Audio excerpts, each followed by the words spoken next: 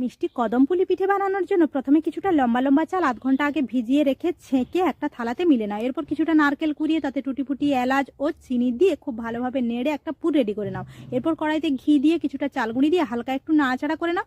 এরপর পরিমাণ মতো জল ও নুন দিয়ে একটা ডো রেডি করে নাও। ডোটা হালকা ঠান্ডা হয়ে যাওয়ার পর এটাকে খুব ভালোভাবে মেখে নাও।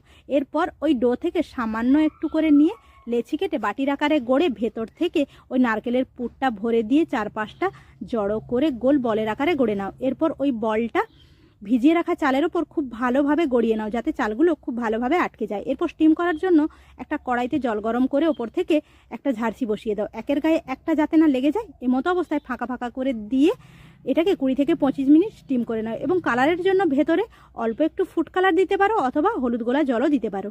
তো তৈরি আমার মিষ্টি কদমপুলি পিঠে। আমার তো দারুণ লেগেছে, তোমাদের কেমন লেগেছে অবশ্যই কমেন্ট করে জানিও। ভালো লাগলে বানিয়ে খেও, আর ভিডিওটি ভালো লাগলে পাশে